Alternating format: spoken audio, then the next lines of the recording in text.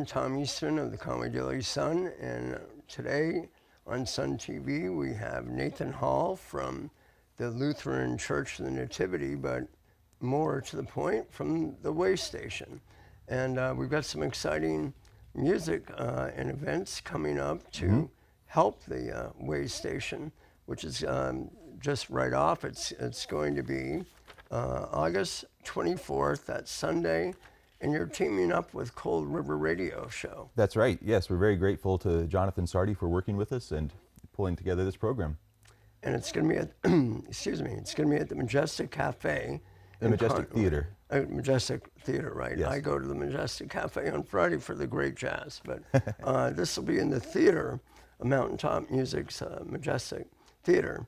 And Cold River, is this the first time they have teamed up with Way Station? It is, yes. Because you did something at the Laura Hill Eastman Academy last We did. Performing Arts Center at Freiburg Academy last year. That's correct. Last year was our first time we had any program where we did a big fundraiser, and we had a band called Hawktail come, and they put on a wonderful show. I went. It was really good. Yeah. It was. And we realized that this could become sort of our annual way to raise funds for the Way Station, and also to raise awareness, to let people know who we are, what we do. And so we were casting around, and we crossed paths with Jonathan Sardi, and he graciously agreed to work with us to do a fundraiser this year. And in addition to the concert, which is going to be headlined the excellent Cassandra McKinley, if you haven't seen her, she is just such a great jazz interpreter and vocalist and sultry voice, and just takes your heart away when she does a romantic song like Cry Me a River or whatever. She's just fantastic. Teaches at Berkeley and is also a recording artist. But and we have, we were talking offset, but the Ghost of Paul Revere was a great main band, and they've the lead singer is now on solo, and his name is Griffin. Griffin William Sherry, and he's got a song called Reflections. So those are the two headliners, but you've also got Dr. Peter Crane and the Mount Washington Moment, and you've also got this pre-show event. And what's that going to be? So part of this show, as we said, it's partly a celebration of arts, music coming together to make community, enjoy time together, but also we want to raise awareness about homelessness. And we have Jennifer Chisholm, who's the executive director of the New Hampshire Coalition to End Homelessness. She is someone who has spent lots of time looking at all the stats, compiling the stats, figuring out what places there's movement in, trying to understand the underlying causes of homelessness, and they're not what we usually maybe think. And so she's going to come. She'll give a brief talk during the event itself, but before the event, Because at the 5:30. event's at 7. The event's at 7. But what's going to happen at 5:30? But we have, she's coming to give a talk which she sort of has called Homelessness 101. It's an introduction to understanding sort of, it's a very complex topic, but sort of helping us get into causes, what dynamics are at play behind the scenes for support, what traps people in these situations. And so it's going to be just helping us learn to understand who our homeless neighbors are. And I want to backtrack for those who don't know, what is the Way Station?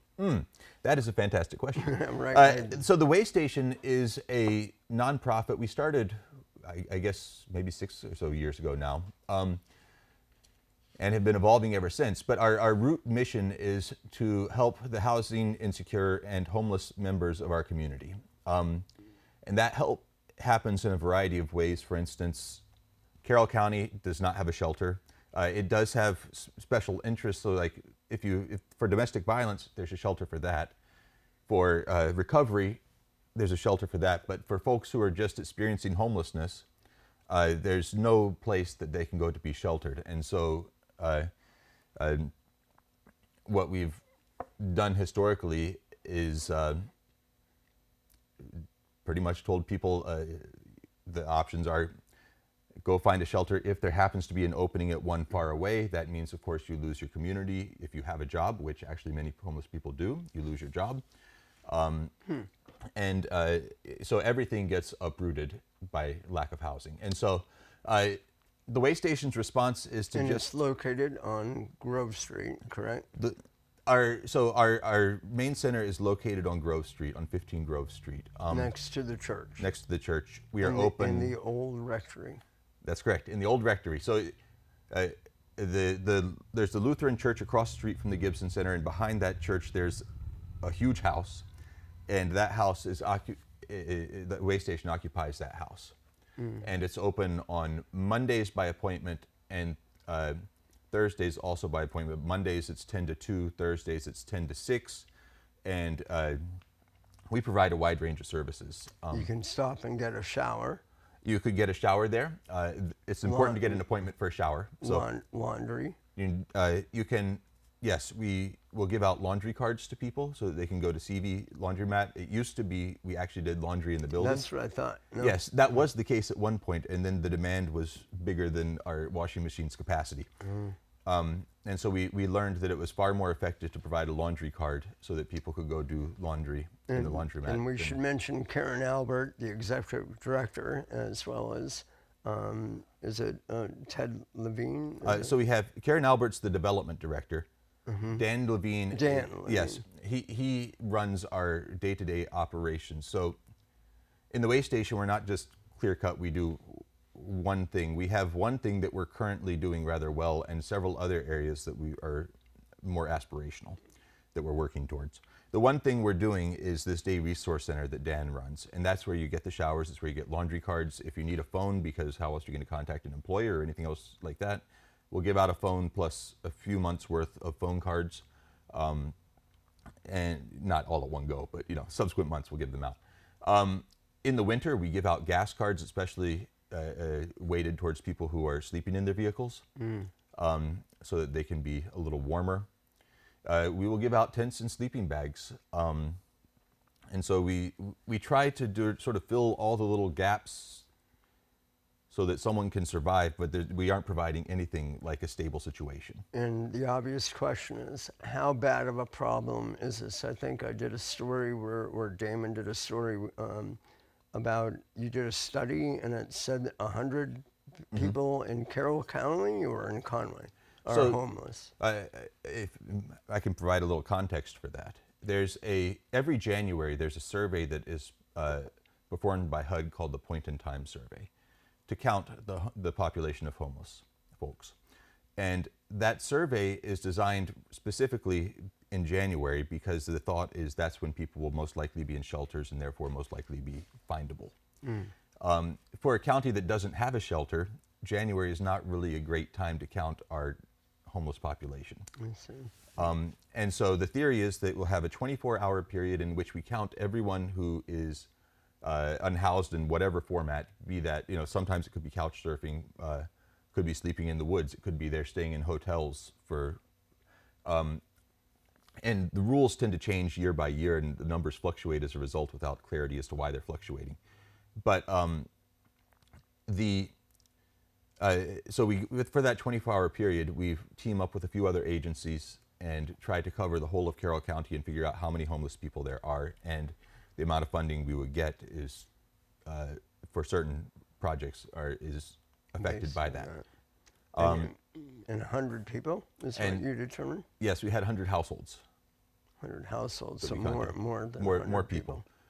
And those are only the people we counted, not the ones we did not reach. So it has to be someone who made contact with. And how are they invisible within our community? Where are they? We were surrounded by the National Forest, so campgrounds and... There are a variety of places. One of the things that happens is we have, people will come here because there are lots of job opportunities, work, but you get here and realize that the cost of living is high, especially for rent, if you can find a house at all, which is even a taller order. And so people will get here and end up either spending all their income on hotels until, the cost, it doesn't balance. And so they'll go into debt working here. That's one avenue. Isn't that something? Go into debt working here. That will happen. And so that's one avenue. Another avenue would be, mental health. That is a thing that will prevent people from working. You go on disability, et cetera. The availability of housing for people in our community who have that need is very small, and it's full. So And I think just to stop on one point you made a few minutes ago, most people think, oh, the homeless, they don't have a job, get a job. You're saying that many do have jobs? many do have jobs. But the lack of affordable housing is so topical here as well as throughout the state. But you're saying they do have jobs, but one, there isn't housing, let alone affordable housing. In many cases, and I'm not saying in every case, there are cases where people don't have jobs and it could be they can't work, and maybe some just don't want to. That is a possibility, right? But I think oftentimes we paint the whole group as a whole as a way to dismiss them. So we say, oh, they don't have jobs, they're just lazy, so I don't have to care. But they're actually our community members, and many of them are trying to work. There's a, we have several stories from people who will describe trying to stay in a campground. You say, go to the National Forest, you're allowed to camp there for 14 days before you have to move 10 miles as the bird flies. They will do that, and they'll camp, and they try to hold down a job while also trying to maintain hygiene appropriate to a professional position. And they are exhausted. They'll have both people working constantly. They'll go clean up in a stream, shower, go to work, get back, try to cook on their stove, take care of everything that you have to take care of, and you know how tired you are throughout your day, but do that whilst having to juggle being itinerant, camping, having to move every 14 days. And it's tiring and hard. And what type of services? We listed some, but do you provide food? We do provide food. We like, there's also the Vaughn Center, so we try not to duplicate services. We actually work with the Vaughn. The Vaughn has been very helpful to the way station. I was going to ask you about that. Yeah. But the Vaughn tends to stock food that can be cooked in a kitchen. And so we specialize in our pantry with food that can be just, you open a can and eat it. That's not exclusive. Like, there's crossover. One of the things that we have started doing is we realize that the Vaughn does not have a mechanism to deliver food to people without vehicles. And so we have a volunteer who will take food out, and sometimes that's to homeless folks. Sometimes it's to people who are housed but don't have the wherewithal to have a vehicle. They'll go to campsites or? Not usually campsites. The people with campsites are usually mobile enough that they get in to get food. But they usually deliver it to the hotel rooms that happened, and houses. But well, Dr. Amy Frechette at the Mount Washington Valley Status of Housing last December breakfast forum at the Grand Summit at Attitash shocked everybody with her report about how homelessness and home insecurity was with people couch surfing at friends and family, how greatly it was impacting the local student population. Yes. No one had any clue, I think, until she spilled the beans on that. Well, it didn't surprise me. I bet. But I will say that one of the things we tend to see less of, we do see some families. A lot of families do not come to the way station. And I think that may be for a variety of reasons, one of which is families who are in that position, I think, often try to keep a very low profile. May not want to be very visible. Yeah. So, what type of hope do you offer? What type of, is there training? Is there education about how to go about day-to-day needs of, mortgage, I mean, not mortgage, but financing, help? I'm grateful for that question, Okay. actually.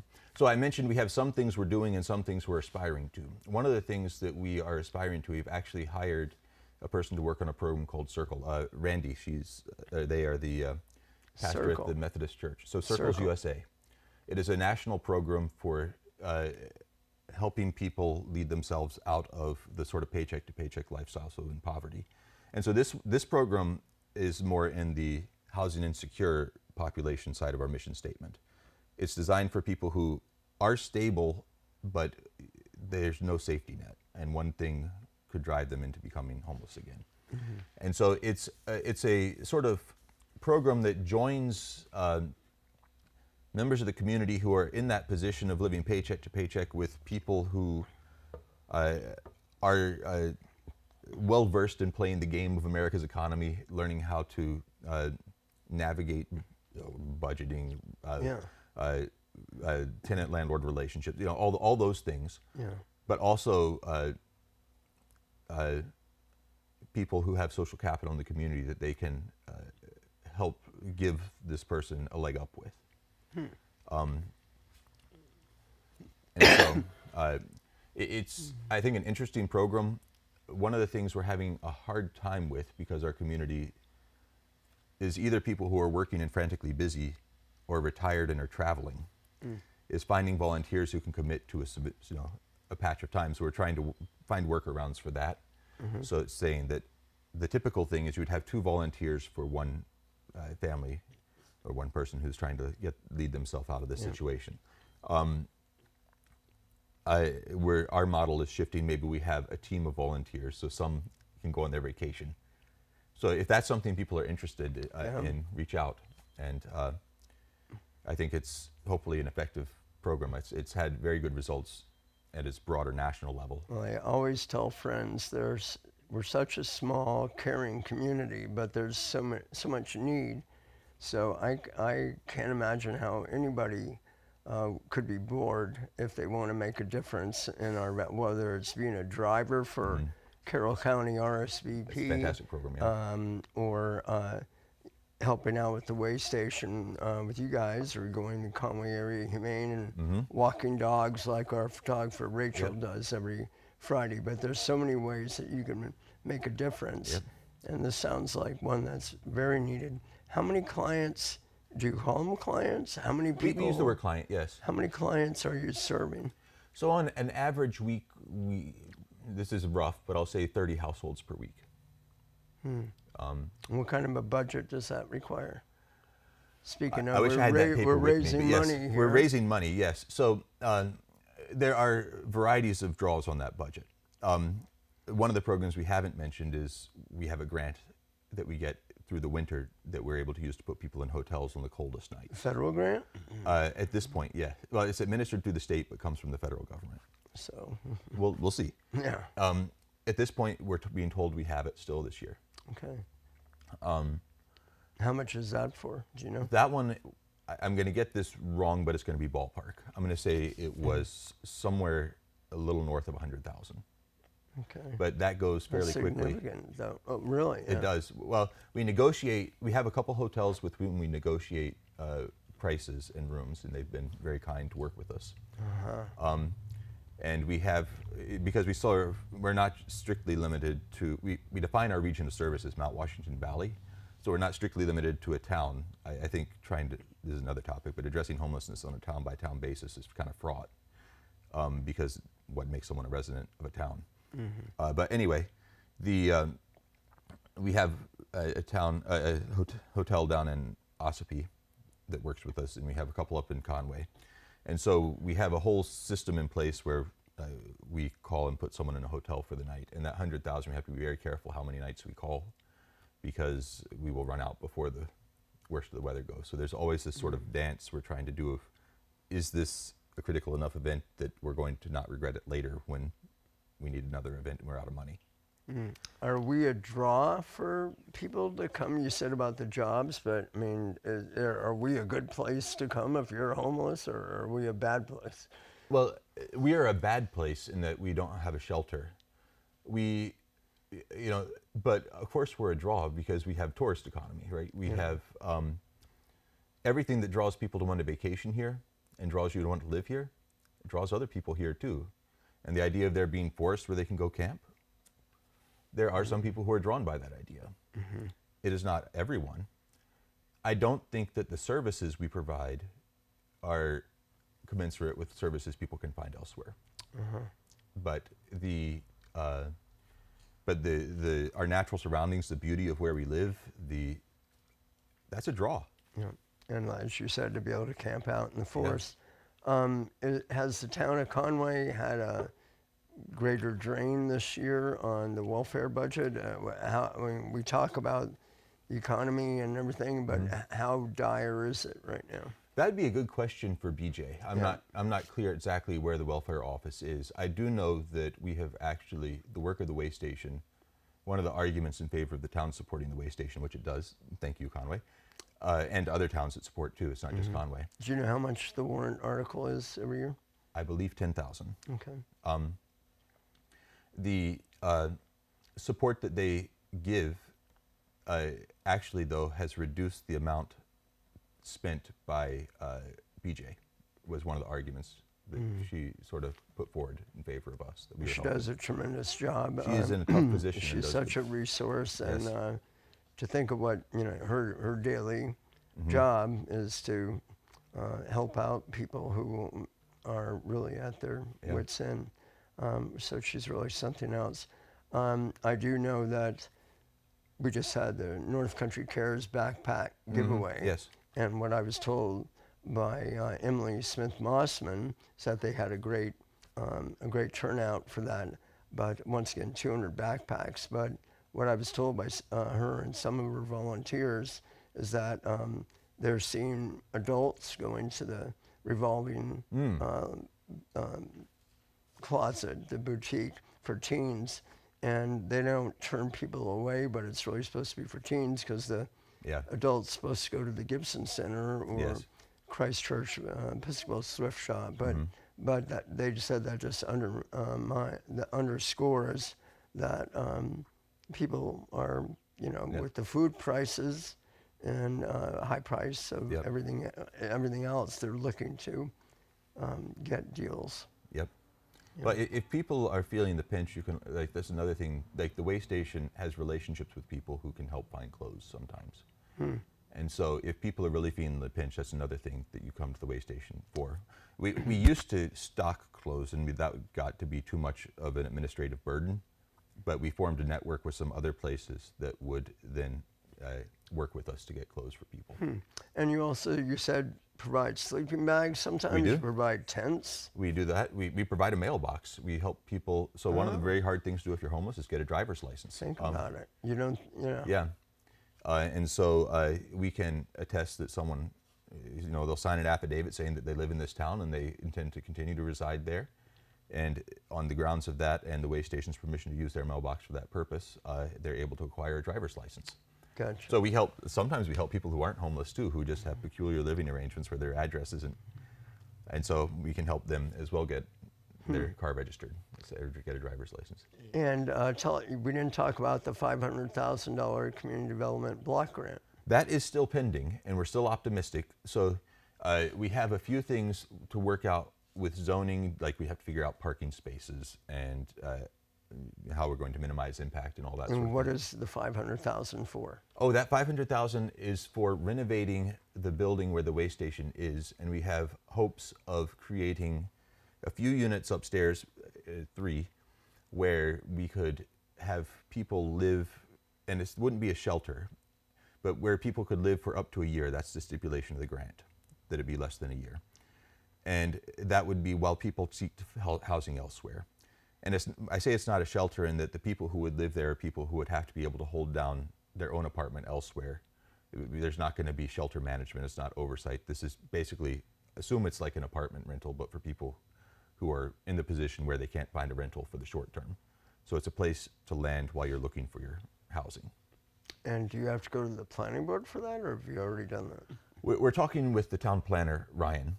We think that largely, that usage of the property is consistent with what it always was. It was always a mixed dwelling and office space, having been a rectory before. Right. And so we're optimistic that we're going to be able to continue using it the way it's always been used. Okay, to be devil's advocate just for a moment, speaking to a minister, and I'm saying the devil's advocate, so I got to be careful. I'm not scared. All right, good. But that's in the middle of town, and people say, here we are, a tourist town. Do we really want to see homeless people congregating in the middle of town. I'm Sure. being, you know. So first of all, this would not be congregating. This would be housing no different than any other rental place that we're working on, right? Yeah. So, and it's 3 rooms. Each room could have a couple people in it. And it's going to be people who have background checks. It's going to be people who can, you know, pass through the normal procedures you would have for renting a property. This is not designed for folks who are chronically homeless in this instance. We aspire to do that somewhere, sometime, but we're not in a position yet. We don't have the funds to run a shelter. We don't have the institutional capital to pull that together yet. And what's the status of that grant? So that grant is, we are waiting to clear the last couple hurdles with the town to make sure that we're in compliance. And then it will go to the governor's desk for signature. Great. So to bring it full circle, let's talk about the show again. Yes, please. And I'll put my eyes in. So it's going to be Aspect Productions New England, which is Jonathan Sardi of Cold River Radio Show. We all love Jonathan, hardest working man in local show business. And it's going to be Sunday, August 24th at 7 o'clock at the Majestic Theater in Conway Village. And we have Griffin William Sherry of the Ghost of Paul Revere, Cassandra McKinley, jazz vocalist, Within the Zone with our good friend Tom Pollard, the adventurer among our midst who has scaled Everest, and he's got a new podcast, and it's Transformational Stories Within the Zone. And so that'll be part of it. We've also got Dr. Peter Crane, our good buddy of the Mount Washington Moment of the Observatory. And again, Jennifer Chisholm, Executive Director, New Hampshire Coalition to End Homelessness. And of course, the Cold River Radio Band, the stellar indeed. Cold River Band with Jonathan Sardi. And do you want to mention some of your, the sponsors for I would love to. Thank you for that. Yeah. So many thanks to our sponsors, especially Thrivent, Meredith Village Savings Bank, Eversource, Varsity Beverage, Walmart, Eastern Oil and Propane, Badger Peabody Smith, Cine? Yeah, Cine. Cine, yeah, thank you. The 93.5 WMWV Radio, the Conway Daily Sun, and and I apologize for mispronouncing this. I'm standing in for Karen. Is that Pepsi? No, Pasadakis? Pasadakis Jewelry. Tim Pazakadakis Jeweler. And excuse me, Tim, if I screwed that up, but yes, we're close enough, I think. And also the Cold River Radio Show has some sponsors too, which are separate from the way station sponsors, but maybe we should thank them as well. Wildcat Tavern. Yeah, Wildcat, Chandler, and E.G. Chandler, Property Management. Eric always loves music. And then we've got, the Wildcat right there. And Keeley Realtors. Okay.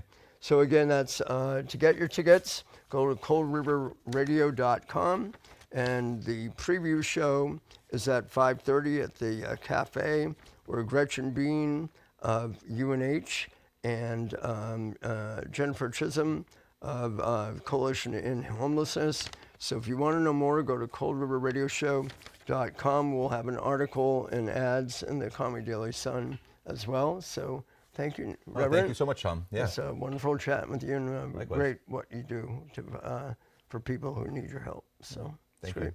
So thank you very much. Yeah.